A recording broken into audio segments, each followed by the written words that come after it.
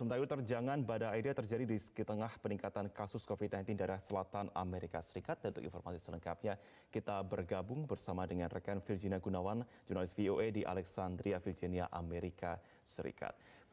Ya, selamat pagi waktu Indonesia. Virginia, bagaimana kondisi terkini daerah jalur badai Aida ini?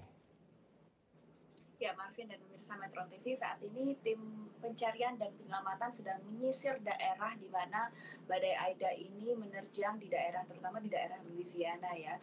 Nah, sejauh ini didapati bahwa satu orang meninggal akibat tertimpa oleh pohon dan listrik, seperti tadi yang sudah disampaikan, listrik dan internet pun putus.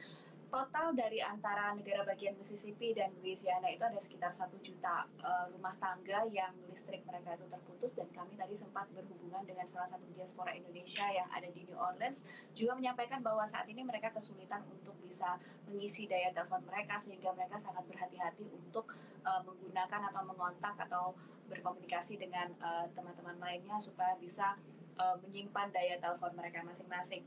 Nah, dari hasil analisis ekonomi yang sudah dilakukan sejauh ini diperkirakan dampak ekonominya memang tidak akan sebesar badai Katrina pada tahun 2005 yang lalu. Namun dari pantauan udara yang dilakukan saat ini diperkirakan sekitar 10 miliar dolar Amerika Serikat menjadi dampak ekonomi dari badai Aida tersebut. Dan dari saat ini memang badai sudah mulai mereda dan sudah dikategorikan sebagai badai tropis, dan saat ini mengarah ke timur laut Amerika Serikat, jadi akan melintasi negara bagian Kentucky, Tennessee, lalu nanti diperkirakan pada hari Rabu malam akan berakhir di negara bagian Massachusetts, Marvin. Ya, Virginia, dikatakan bahwa badai tidak akan sekuat badai Katrina pada tahun 2005 yang lalu. Namun, bagaimana sejauh ini kerusakan yang dilaporkan di negara bagian Louisiana sejauh ini?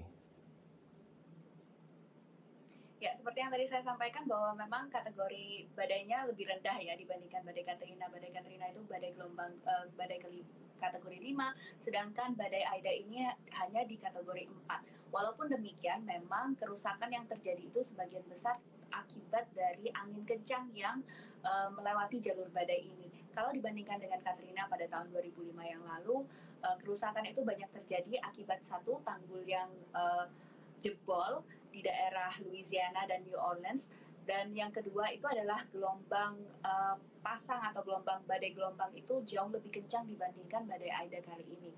Setelah badai Katrina, banjir yang terjadi itu bertahan selama sekitar 2 minggu, sehingga itu merusak properti yang ada di sana. Sementara untuk badai Aida kali ini yang kita lihat sejauh ini, sepandangan mata yang kita lihat, kerusakan itu terjadi pada infrastruktur, namun tidak ada kerusakan yang terlibat atau di mana air itu tidak membanjiri daerah-daerah tersebut, sehingga tidak ada kerusakan akibat banjir, Marvin. Ya, Virginia, di satu sisi kita melihat ada peningkatan kasus COVID di daerah selatan Amerika Serikat. Bagaimana pemerintah juga menghadapi hal tersebut?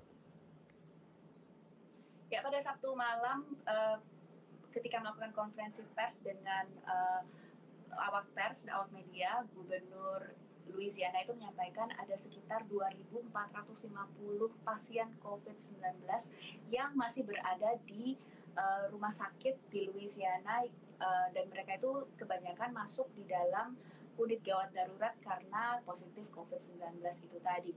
Nah, hal ini biasanya itu kalau misalnya ada peringatan badai atau peringatan bencana alam, pasien-pasien ini di-discharge atau dikeluarkan dari rumah sakit. Namun karena ketidakmampuan mereka untuk dimasukkan ke shelter atau ke tempat penampungan atau dikembalikan ke rumah karena ketakutan akan penularan yang lebih tinggi lagi, itu membuat mereka ditempatkan tetap di dalam rumah sakit, dengan konsekuensi bahwa kemungkinan mereka bisa kekurangan daya listrik di dalam rumah sakit atau tidak mendapatkan perawatan yang optimal. Perlu kita ingat juga bahwa di negara bagian Louisiana itu adalah salah satu negara bagian dengan tingkat vaksinasi terendah di Amerika Serikat. Hanya 49% warga dewasa 18 tahun ke atas itu divaksinasi di negara bagian Louisiana. Saat ini karena adanya badai ini, testing atau pengujian COVID-19 dan upaya vaksinasi untuk sementara diberhentikan di negara bagian Louisiana, Marvin. Baik, Virginia Gunawan, terima kasih untuk informasi Anda.